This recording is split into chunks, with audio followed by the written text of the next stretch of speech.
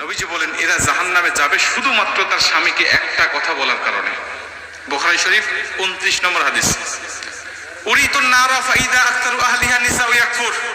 নবীজি বলছেন অধিকাংশ নারীরা শুধু জাহান্নামে যাবে একটা কারণে, ইদা আকতারু আহলিহা নিসা ইয়াকফুর। অধিকাংশ নারীকে আল্লাহ জাহান্নামের মধ্যে দিয়েছে।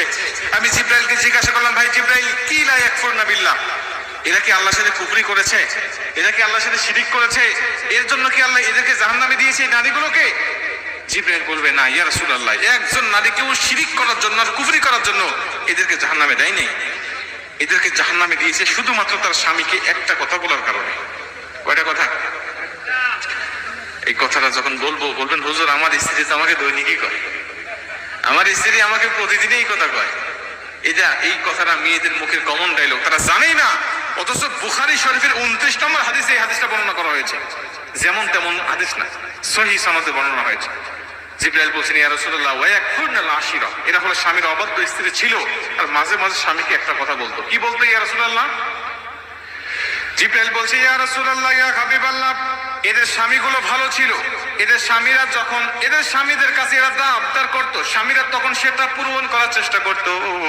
যখন ভালো খাবার চাইতো স্বামীরা খাবার দিত, যখন ভালো পোশাক চাইতো তখন ভালো পোশাক দিত, যখন কোনো জায়গায় ঘুরতে যেতে চাইতো তখন ঘোরার জন্য বেড়ানোর জন্য নিয়ে যাইতো নবীজি। কিন্তু তারপরেও যদি কোনো সময় এই স্বামীরা স্ত্রীকে সন্তুষ্ট করতে না পারবে, এই স্বামীরা যদি কোনো সময় স্ত্রীকে সন্তুষ্ট করতে না পারে, ঠিক সেই সময় এই স্ত্রীরা একটা কথা বলে উঠতো, ক্বালাত মা রাআইতু মিনকা খায়রুন কত্তু। এই কথাটা তারা বলে উঠতো। বলবেন, হুজুর আমার স্ত্রী তো আরবি জানে না, তো বললো কেমন করে? ভাই আপনার স্ত্রী আরবি যদিও না জানে, এর বাংলাটা আপনাকে প্রতিদিনই বলে। কি বলে? তোমার সংসারে এসে কোনোদিন আমি সুখ পেলাম না, তোমার সংসারে এসে কোনোদিন আমি শান্তি পেলাম না। আমি মেয়ে বলেই তোমার সংসার করতেছি, অন্য কোনো মেয়ে হলে তোমার সংসার করতো না। আমি তোমার সংসারে এসে কোনোদিন সুখ পাই নাই, আমি তোমার সংসারে কোনোদিন শান্তি পাই নাই, আমি তোমার সংসারে এসে কোনোদিন উত্তম কিছু পাই নাই। আমি মেয়ে বলে তোমার সংসার করতেছি, অন্য কোনো মেয়ে হলে তোমার সংসারই করতো না। বলে বলে সাথী আর মা বোনরা বলে না, এরা ভালো আছে।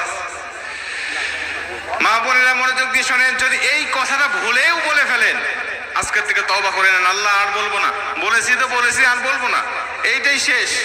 আমার স্বামী, একটা স্বামী স্ত্রীর জন্য কতটা অবদান রাখে। নবীজি বলছে, যদি আল্লাহর পরে কাউকে সেজদা দেওয়া জায়েজ হতো, আমি বলে দিতাম প্রতিটা নারীকে তার স্বামীকে সেজদা দেওয়ার জন্য। নবীজি বলেন এরা জাহান্নাম